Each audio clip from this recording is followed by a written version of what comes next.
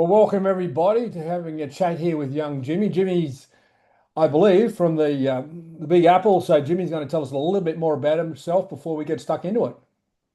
Okay, well, thank you, Ian. It's a pleasure to have this opportunity to chat with you about me and my shoulder injury.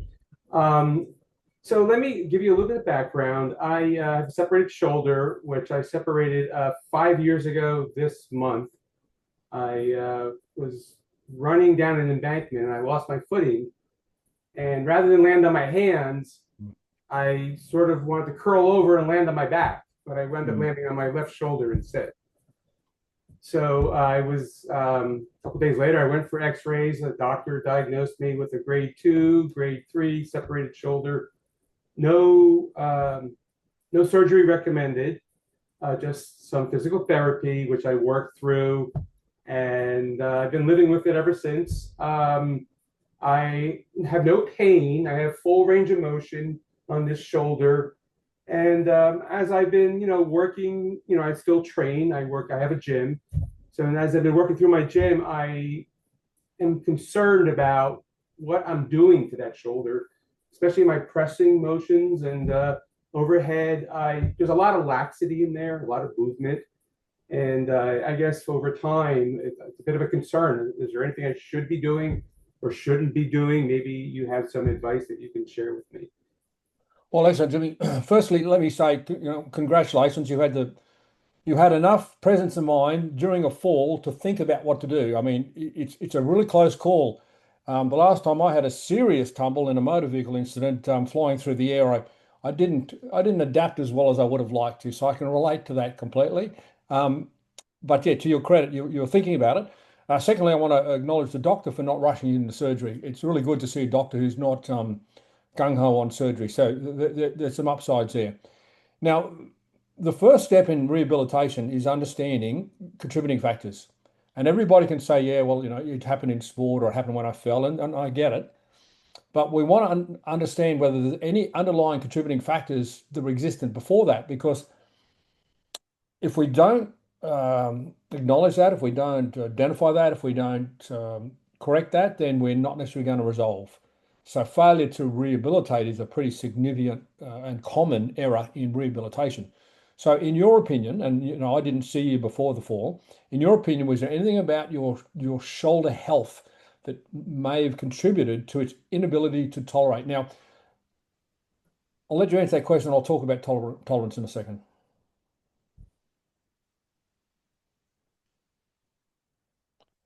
So do you think there was a contributing factor from your shoulder? It's interesting that you asked that question because when the doctors were looking at my X-ray, they asked me a couple times. Actually, two separate doctors asked me the same question: did you ever break your collarbone? And I don't remember explicitly doing that, but I do remember falling off of a skateboard when I was 12 or so. Yeah, yeah. And I can't remember if I landed on my left shoulder or right Yes. shoulder. Yeah. So that may, that is interesting question that, there may be something to that. Oh, absolutely. Absolutely. So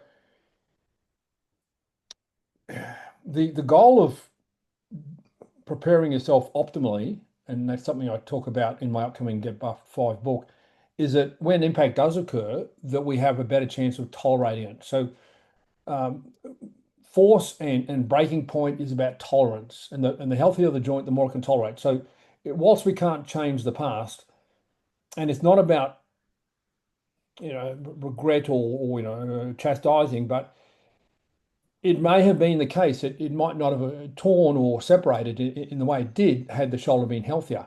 So, and the reason we ask that, as I said, is not to admonish, but to understand, are there any other underlying? And it's quite possible if the doctors are commenting on something, there's something going on there. And I understand. I mean, I fell out of a mango tree when I was about the same age, and maybe a bit younger, and I can't remember which side I fell on, but it wasn't much fun.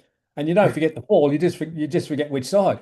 Um, so I think that there's probably been some underlying pathology there, some underlying situations there that we need to take into account in a bigger picture understanding of it. So that was my first question to you, and we've talked about the importance to include that in our rehabilitation approach. So we're talking about, a 40-year-old injury potentially thereabouts, give or take, that we need to take into account. Now, between say your fall at 12 and your 4 or 5 years ago, did you have any messages from the shoulder that would suggest you had a problem? No, no. This is my dominant shoulder. I'm left-handed. I'm left dominant. So this is my left shoulder. I have more issues with my right shoulder. Just from probably poor posture and of that sort. Nothing, no, nothing, no pathology. Just maybe some poor mechanics. Yeah, Alignment. yeah. Yeah, it's interesting because typically it's our dominant shoulder that takes the load and gets the greater wear, but there is also a potential for a variety of reasons why the non-dominant shoulder can um, have some different issues, and I mean very different issues, so not necessarily the same. Having said that it is your dominant side, I think all of us, unless we're truly ambidextrous, and there's very few of us who are, um, we have imbalances on our dominant side. So again, I think that's a contributing factor. And one of the solutions is to be more share the load a lot more. As in don't do everything on the same hand all the time. Be conscious of getting the other side to do more. And that's a message for anybody with a limb dominance, whether it's the leg or the arm. So let's be real clear about the anatomy. Was it the acromioclavicular joint, the AC joint, that was separated? Yes, it was my AC joint. Right. So okay. So I have seen everything from incredible separation through to surgery. So I've seen it all in terms of the variations. And the majority of athletes who suffer this injury do not get surgery. And that's in part because they've got so many other injuries in their body that they don't need another surgery. It's not because it's not totally warranted. But having said that, any surgery decision has got to be balanced between the risk and the reward. And when I say risk, I'm not talking about the standard surgeon saying, you could die on a general anesthetic or you could get infected. They're the two standard disclaimers. I'm talking about the risk being collateral damage from surgery, as in nerve damage, scarring that can interrupt with healing or function. So, surgery is not for free, put it that way. So, generally speaking, I agree with the direction you've taken. However, if you are feeling lack of stability and if you are feeling something's not right, it probably isn't. So, this would be my recommendation. Try to solve it conservatively with the guidance of appropriate professionals and have a surgeon or a surgery option up your sleeve as a fallback. In other words, I don't want you to rush there, but I want it in the toolbox.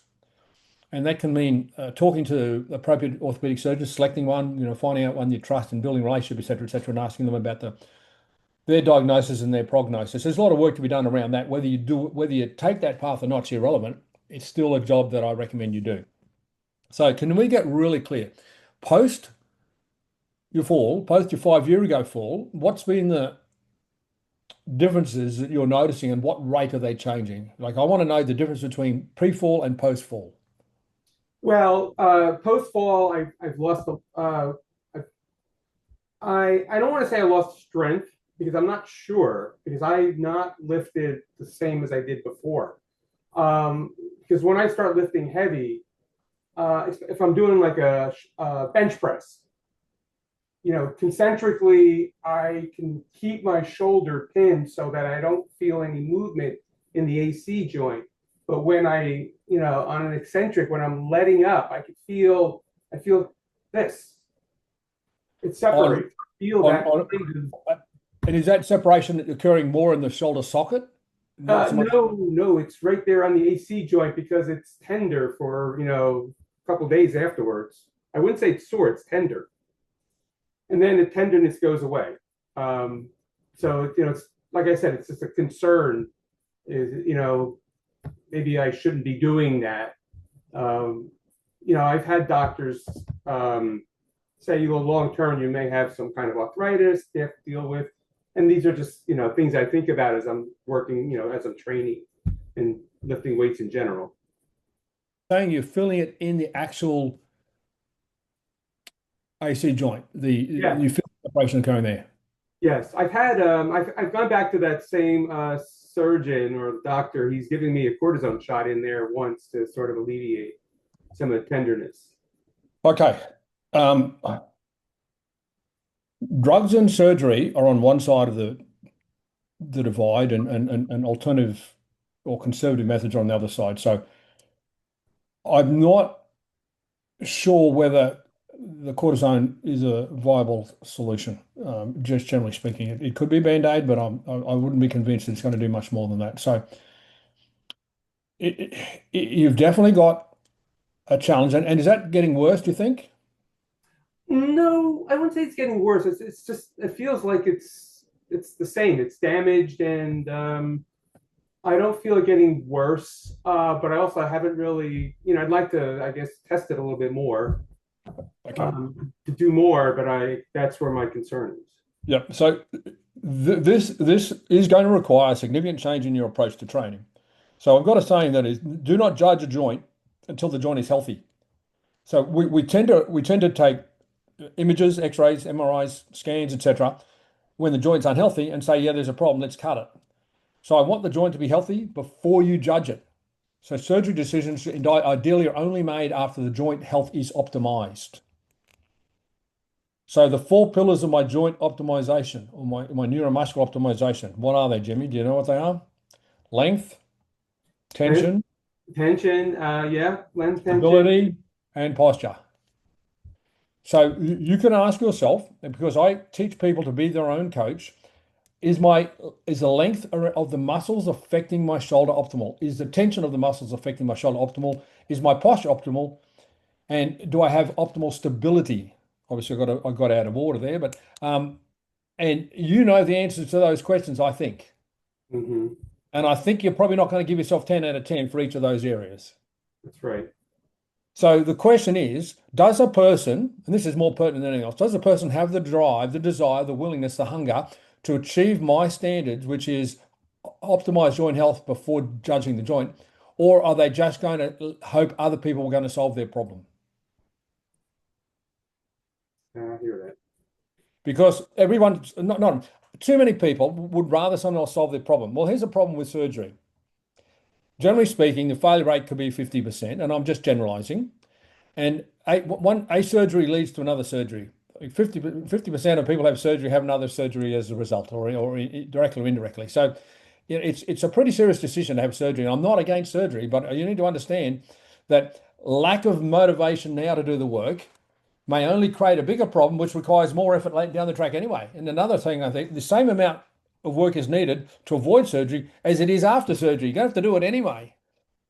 So, in my opinion, you may as well do it beforehand, but that's just my opinion. So, to help me understand, do you have the drive, the hunger, the tenacity to optimize your joint health to see whether I you can do it? do. Yes, I learn, I teach, I train, I read about joint optimization. I study biomechanic books. I'm very much a student of bio of training and anatomy and biomechanics.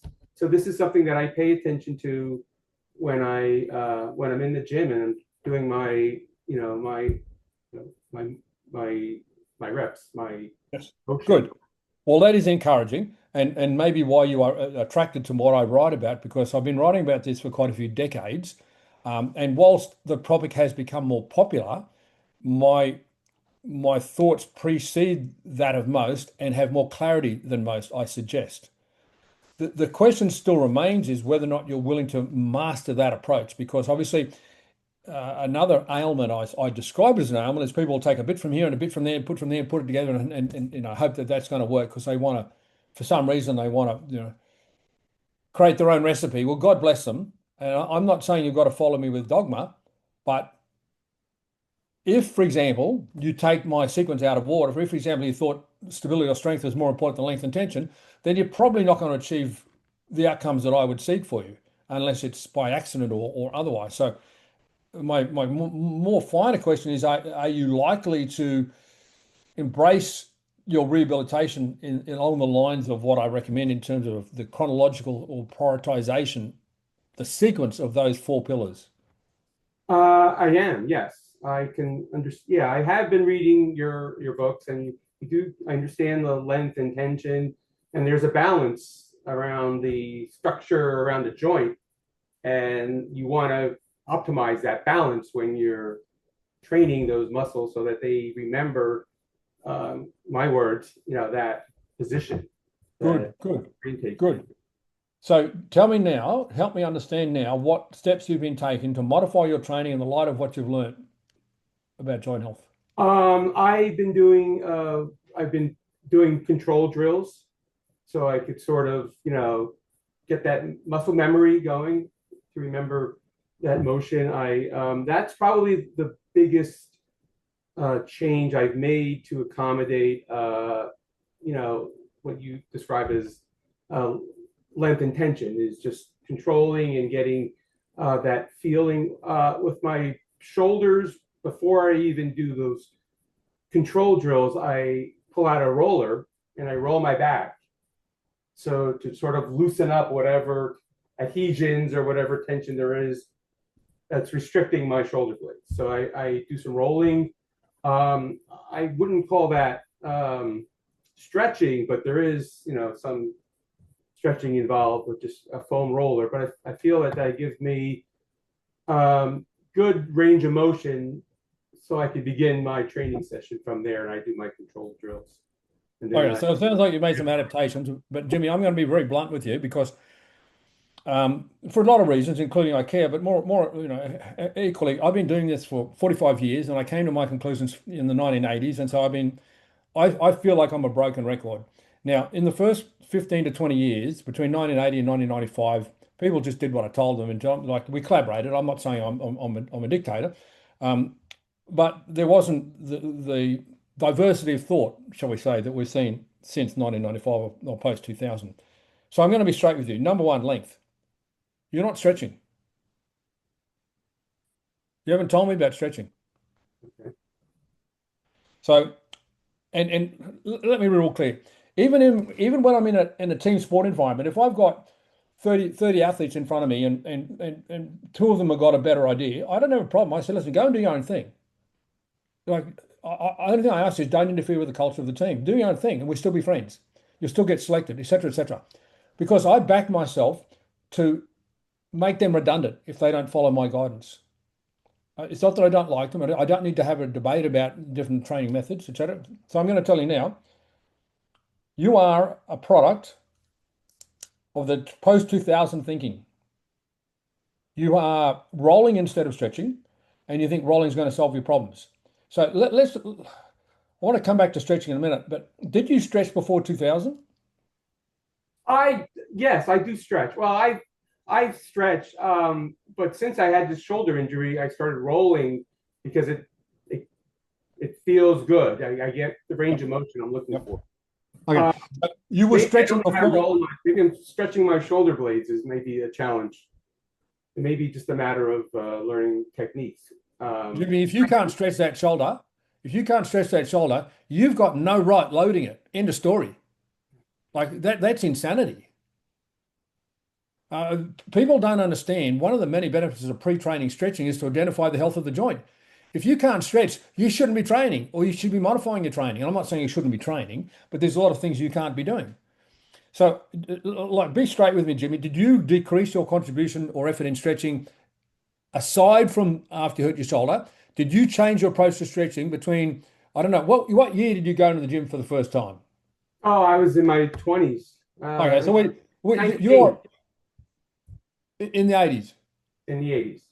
You was and Yeah, I stretching. did. I stretched. Well, yeah, I tell you, I remember stretching before, in between sets, after sets. I do So remember, yeah, doing some stretching, not stretching the way you recommend it. I mean, since then I've read how you propose, you have recommendations about stretching, having a stretching session even before you start training. not even a compulsory. You would have heard me say anyone who loads their joint without opening up the joint through stretching may as well take a shotgun to their joints. Yes, I've read that. Yeah. I'm sure you've read it. So Many times. I'm not saying that there was a uniform approach to stretching in the 1980s. What I'm saying that there wasn't a negativity towards stretching. So if you were stretching in the gym in the 1980s, no one would ever come up to say, "Don't you know that's making you weak? You shouldn't do that." You weren't going to get that sort of bullshit back in the 80s. So I'm not saying the wall was smarter. I'm just saying the wall was less bigotry. And now we're in a in a world where conformity and misinformation rules. But have you moved more towards the post 2000 anti-stretch movements, or have you been consistent with your approach to stretching since the 1980s? I have not been consistent stretching. It's one of the yeah, it's where I make shortcuts actually. Yeah, what is Sorry. okay? You're like everybody else, and Yeah. you are supported. You have comfort knowing that you're like everybody else, and that is a human's choice. I've got no skin in your game, but it's not what I would recommend. It's not what I would do, and it's not what I do with athletes. End of story. So when I asked you the question earlier on, to what level of willingness do you have to follow my path? And I said I don't say that from a dogma perspective, but I know the potential outcomes because I've done it a few thousand times over quite a few decades. And I don't mean to sound arrogant or elitist, but it gets pretty boring after, you said it a couple of thousand times. If you're not willing to stretch, then get the shotgun out. And I don't mean that facetiously. I mean, as in it's a metaphor. You are wrecking your joints by not opening the joint. Now,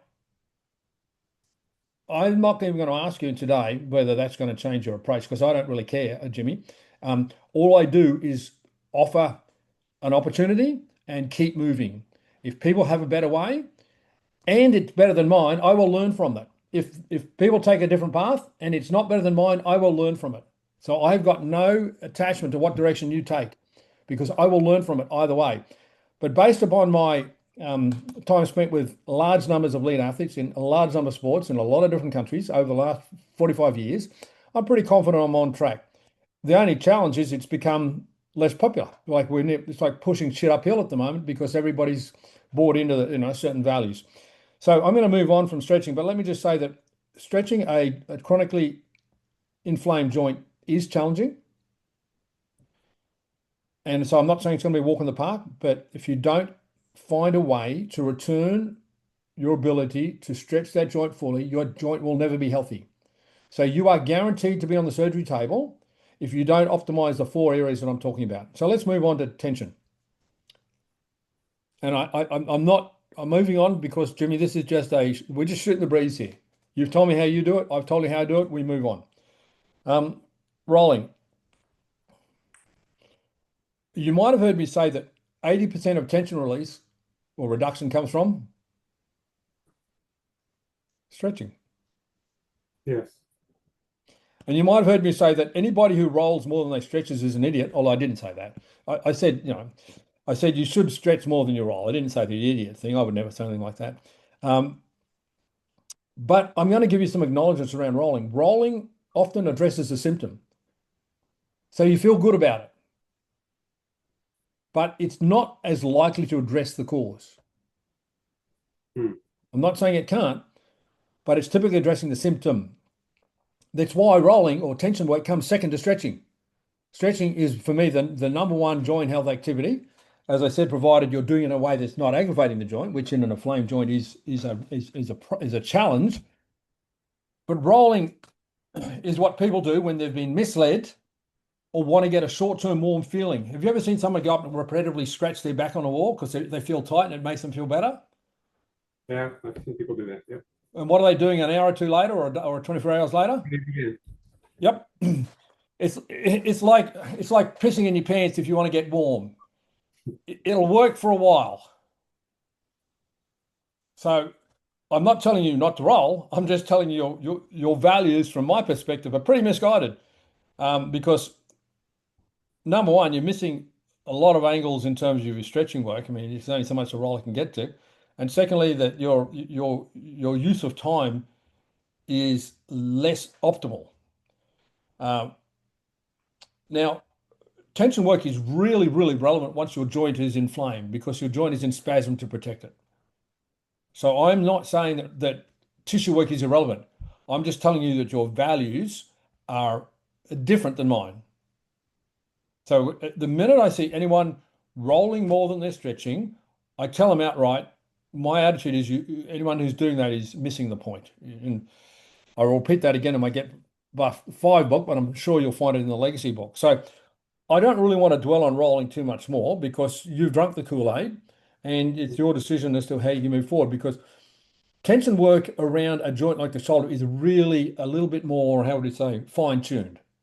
It takes a lot of work to resolve that. I was working with a young diver just the other day, actually, on this very subject, and we were coming up with strategies, and it included human hands. It included different devices, different rolling devices. So it was a combination of things that they resonated with. So it took about 20 to 30 minutes to come up with their tension work program, but that was only after I taught them their strength program. So their lengthening program. Okay, let's move on from there, Jimmy. Control drills. God bless you. You've embraced them. Now, here's the problem. When I introduced the concept of control drills, and I was experimenting with them in the 80s and published them in the 90s, apart from the usual pushback and criticisms and mocking, etc., the next step was people said, well, we need to look like we're providing something equivalent. We need to provide an alternative solution so we don't look like we've been left behind because we're gurus and our job is to stay on top of the trends and publish them before the trends becomes apparent because it's embarrassing for a guru to be caught out. And my content, which was 20 years developed by the time I started publishing some of this stuff, caught out a lot of gurus and they got pretty pissy with me. So one of the main differences between the way I taught my control drills and the way the gurus reacted and instantly came up with some solutions or alternatives was the purity of the movement. For example, do you use any external load in your control drills? Pardon? Do you use any external load in your control drills? Um, I'll use a light dumbbell for some shoulder movements. Okay. Pound So, dumbbell. For lower legs, I don't. It's just mostly yeah, let's just stay on your shoulder for the moment. So are there any control drills you're doing for the shoulder that do not use external loading? No, no. I think they all have some loading. Well, God bless you. The American manufacturers who control training trends would be very happy with you. You are their goal avatar because it is blasphemy from a commercial perspective for a human to do strength training without making a contribution to manufacturing income. It is it is not only frowned upon, it's almost illegal. And I am now being a bit facetious. So God bless you. You've drunk the Kool-Aid there because I can tell you now, if you and I were doing a teaching session, that you wouldn't be using any loading in the first instance.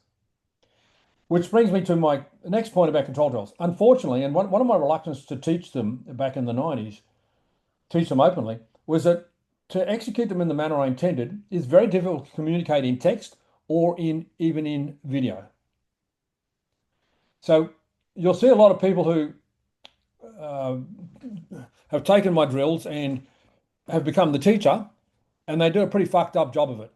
Um, it's not helping the world, so it's unlikely that you're doing them in an optimal manner. Now, some's better than nothing. Don't get me wrong. I'm not being completely, I'm not writing it off, but I'm just letting you know that there's a possibility that you might be executing them in a way that is not optimal. So, at the rehabilitation level of the control drill application, excellence is very important, to put it mildly. So, in the ideal world, you would have more guidance around how to execute a control drill if it was important. Um, so I don't want to add too much more to that other than say I apologize that the fact that control drills are probably the hardest ones to communicate. And I made that point very clear in the late 90s and a lot of reluctance around it, but something's better than nothing. And I've just been watching you move, and you're loosely interpreting how you've been moving the arm when you've been demonstrating your control drills. It suggests that there might be some differences between what I do and what you might be doing. Do you have any of my videos on control drills? I have your I Anything have control your drills? hip hop series. I think that's all. That's what I have. Okay, so you don't have. So in the late 90s, an athlete came to me and said the physio said I've got to have surgery on my shoulder. The orthopedic surgeons I've got to have shoulder surgery. And I'll just do whatever I need to do because I want to make the next Olympics. She didn't have surgery. She was so good at doing the control drills and took them so seriously that she became my model in a video that I think will stand forever because that girl was so good. Now, she went to 2000 gold medal. She went to 2004. They didn't medal as a team. She competed for another 20 years at different levels. So she had 20, what's that? Six more equivalent of six more Olympic cycles after we rehabilitated that shoulder without surgery. So she is an absolute goddess at control drills. And that is an option for you. That'd be, I don't know, where else you're getting your guidance from, but as I said, it was control drills done before strength training is my idea. I took the concept, generally speaking, from the physiotherapy clinic and I integrated into strength training. And now everybody around the world, well, not, a lot of people are teaching the concept and not recognizing the source because everyone wants to be the guru, which means that the message is lost. So I understand that you may feel like you've had the guidance, but I've never met anybody who teaches the control drills the way I intended them. Um, so that's enough on control drills. I'm glad you're doing them, but I don't know if we're optimizing them. So let's go to posture. What is your understanding from posture and where did you get your understanding from? Posture. My understanding of posture is that where did I get? Well, I have a poor posture, I believe, and I've never had it clinically diagnosed, but just from slouching forward. I have a poor posture. How do I know that? I think it's just from comparing my body to other people. Okay, good. Well, thank you for letting me know where your position and your understanding of it is, because if whilst posture is ranked fourth of my four pillars, it's good enough to be ranked. And your level of education and your commitment to being educated is pretty low on the basis of what you said with me. And that's normal, Jimmy. You're quite normal. But for me, normal's not good enough if you want to be the best you can be. And I'm not talking about you want to be a world champion or go to the Olympics or whatever. I'm just saying the opportunity for excellence is there, and not everybody takes it. And that occurs in every walk of life, in every discipline in life. There is a difference between the one end of the continuum and the other in human commitment and endeavor. So I published a really good postural article, it was free online in around 2000. I'm going to include that content in my upcoming book, Get Buff 5, which talks about the four pillars at length. Jimmy, I think you're going to like it. And our chat is not me about me plugging my book, but when I'm writing it, it's very fresh in my mind. Um, and I know that there's been a big hole in the postural education area because I'm a little bit biased, but I believe I teach pretty succinctly. I believe I'm able to send a powerful message with few words in my writings. I know writing sometimes gets a bit cumbersome, but generally speaking, I think there's a lot of power in it, and I'm looking forward to you getting your hands on Get Buff 5 for that reason, because you need, no, no, sorry. You would benefit from, in my humble opinion, from changing your approach to stretching, from changing your approach to rolling, from changing your approach to control drills, and from changing your approach to posture. And that is a choice.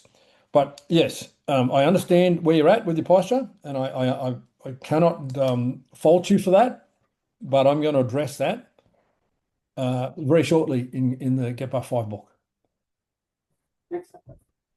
So if and when you embrace and apply those four areas conceptually, so if you internalize them as values and if you seek excellence in application, then I'm more optimistic for a conservative solution. I'm not guaranteeing you a conservative solution, but I'm more optimistic about it. Now, the odds are that to truly optimize, you would need some fine tuning somewhere along the way. Like you'd get to a point and say, well, Ian, I've made good progress, but it's not improving anymore. What am I missing? And that's just not you, Jimmy. That's every human on the world. We're all in the same boat. Like we interpret things to our best of our ability. It goes so far, and then we either got to say this doesn't work, or we haven't worked out how to do it properly. They're our choices. And that's the difference when you're training elite athletes because you're spending a lot of time with them and you're correcting them all the time.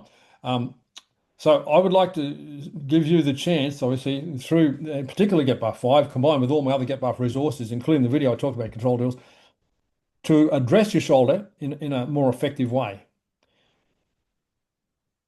Now, before we conclude, I want to stress that when you get into your program design, that I would envisage horizontal pulling to leave your program. Sorry, horizontal pushing, my apologies. I would expect horizontal pushing to leave your program.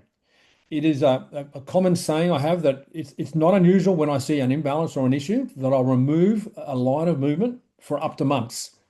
Now, it's a general comment because I haven't looked at your body and I'm just saying, be prepared to heal your shoulder by reducing or eliminating your horizontal pushing. So I'm not making program design decisions for you like in the moment here.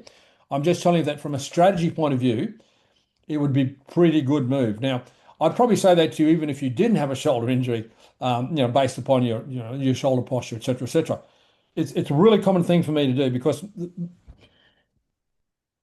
in the 1980s, I was watching the bodybuilding and I was watching bodybuilding impact on athletes, and it was rising, and I was very concerned because I'd watched the difference between the 60s and the 70s, in particular the 60s bodybuilders or the 50s, 60s bodybuilders, and how square their upper bodies were to the more rounded shape. Now, Arnold was a great example. He was so buff that he looked really good, but if you lifted under the hood a little bit, he was significantly more rounded in his shoulder than his mentor, Reg Park, as an example. And I talk about this in my Get Buff book, book 5.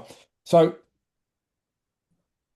you've come through a program design influence in the 80s, which was imbalanced. And the reason I developed the lines of movement concept was to help me understand how could I avoid repeating this with athletes. I didn't want my program design, my strength training program design with athletes to give them the same posture degradation that the 1980s bodybuilders were getting compared to the 1960s bodybuilders.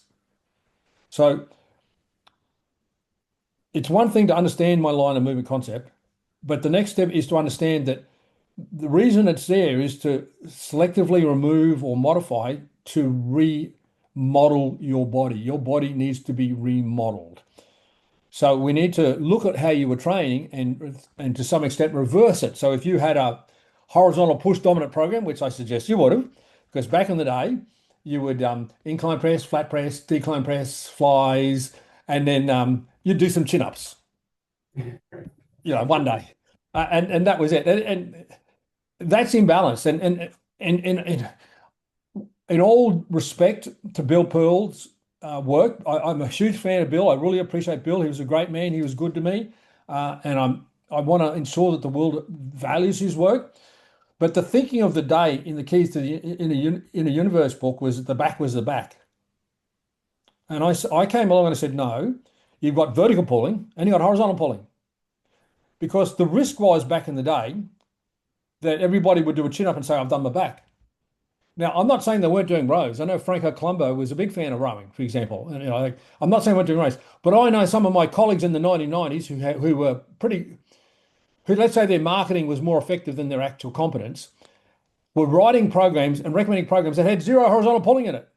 And I stood in a New York seminar around about 2000 and I said, chin-ups don't equate or negate bench press. You need a horizontal pull. And everybody in the room had a program from the local guru and there was no rowing in it. And that was a pretty serious fallout for me. I got a lot of threats as a result of that. There was a lot of collateral damage that came from the audacity for me. But the bottom line is, from a historical perspective, I said, no, the back's not chin-ups. The back is pulling in vertically and horizontally. So you would have suffered from an imbalanced program because you've done a shitload of horizontal pushing, I'm just guessing, and been influenced by those really strong marketers who were really good at promoting themselves, but wrote really fucked up programs. And I don't mean to be too blunt, but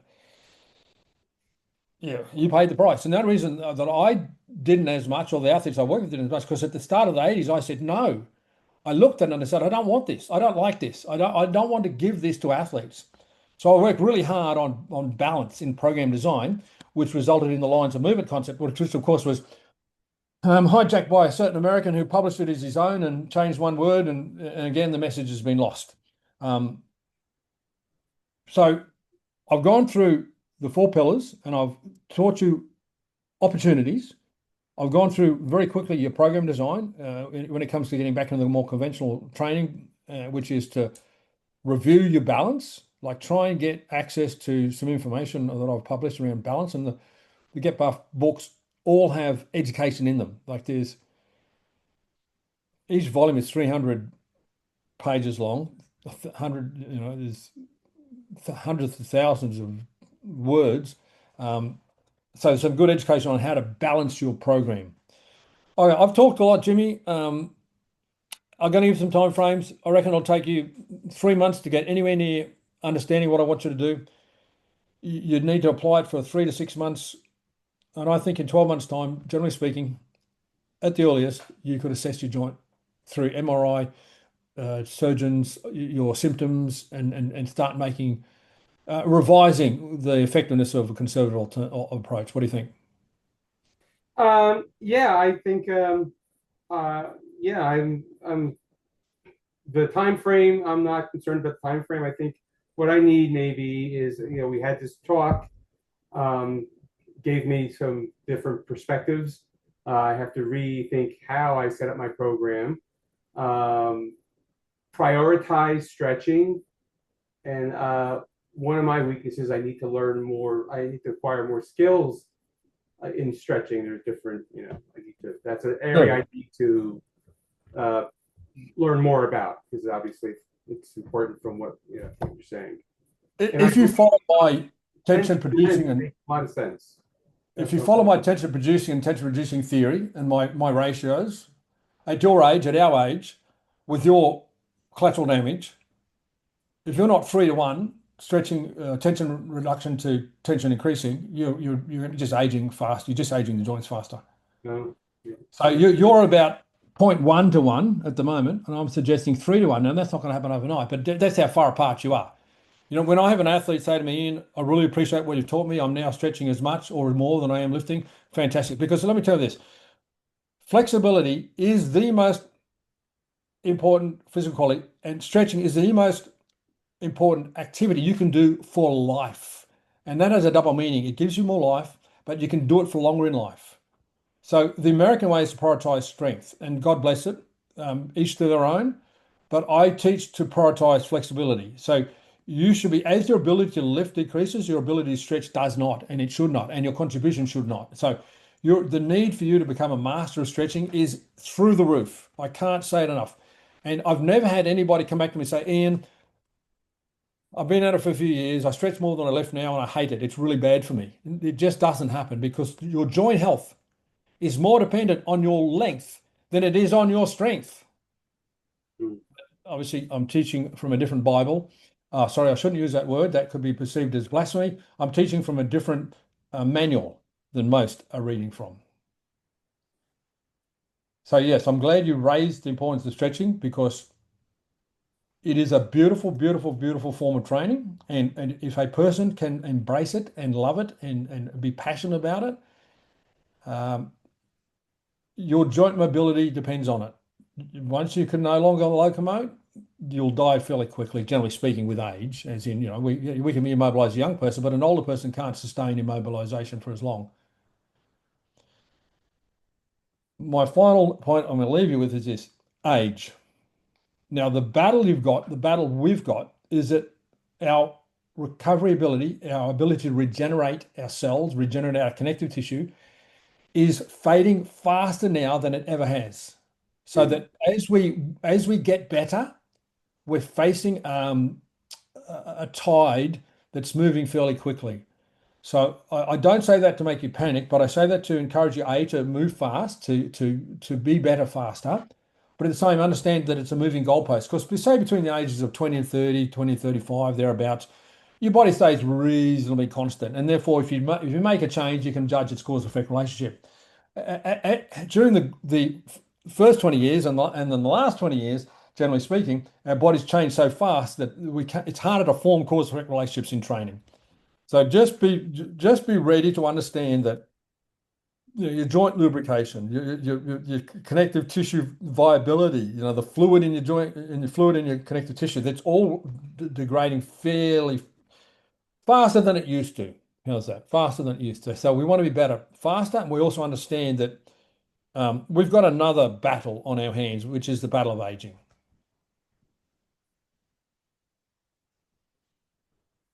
Okay, a lot of talking from me, Jimmy. Well, Ian, thank you. I enjoyed our chat. I feel as though I mean, I know that uh, you're right that stretching is important, and hearing it from you firsthand will make it. I will take that into it. Yeah, obviously need to think about restructuring my workouts to prioritize stretching. You said 3 to 1. That's a that's where that would be a goal or a opportunity to I guess to just basically rethink my training programs. Yes, I am asking you to reflect. I'm recommending you reflect. I'm recommending that you don't try and change everything at once or change too fast or, I mean, throw out terrible stuff. But I'm not expecting to go 3 to 1 today.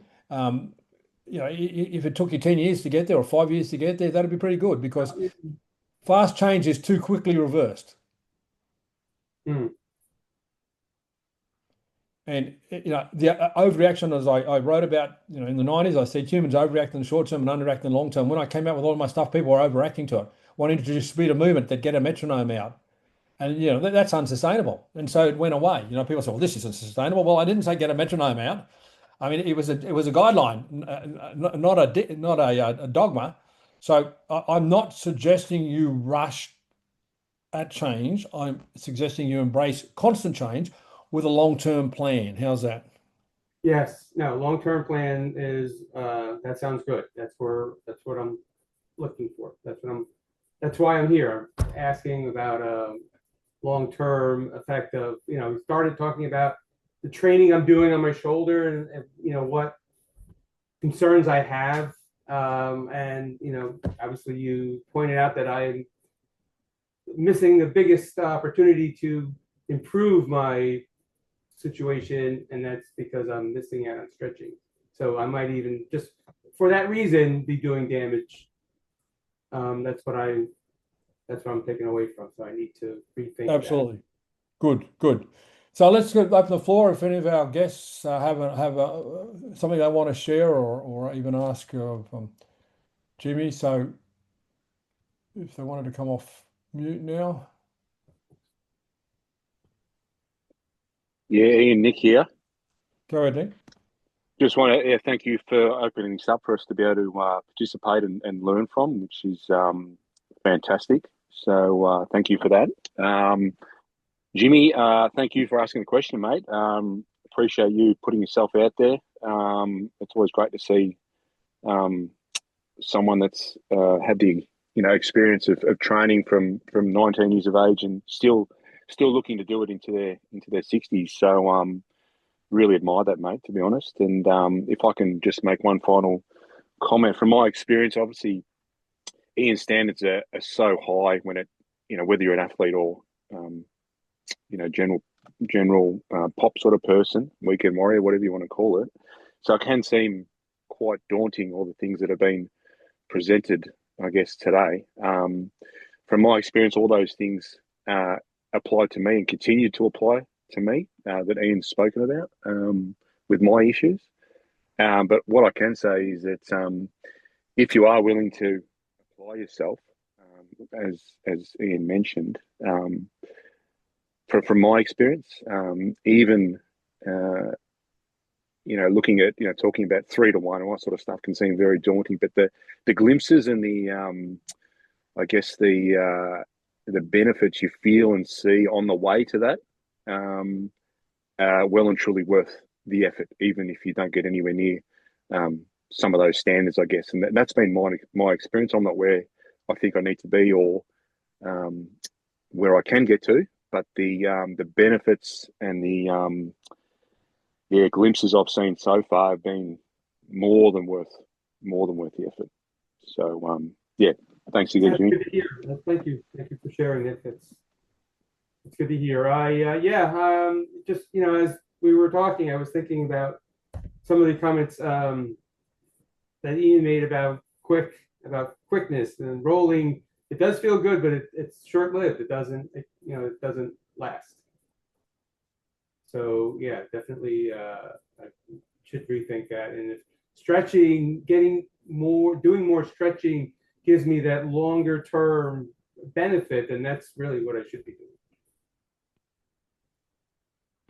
Good stuff. Actually, I would just wait to see if there's any further questions. Otherwise, we will wrap. Okay.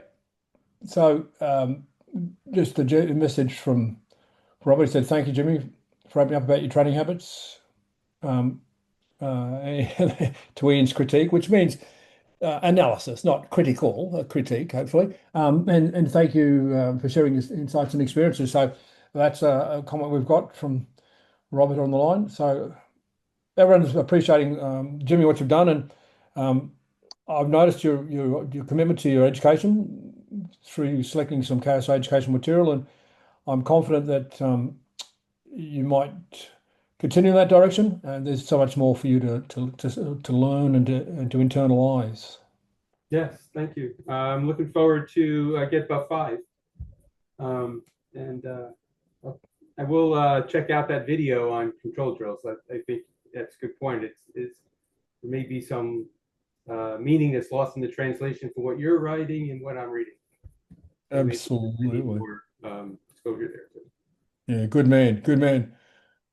Well, I appreciate that. I trust all is well in your home city, and look forward to your feedback over the ensuing months, and the ultimate decision. Perhaps 12 months down the track as to whether you think there's an alternative conservatively, or whether you choose the surgery path. But that's a discussion we can have. If it does come to that, there's a lot of things we can talk about, how to manage that and how to optimize that if it does get to that. So yeah, some water under the bridge between now and then.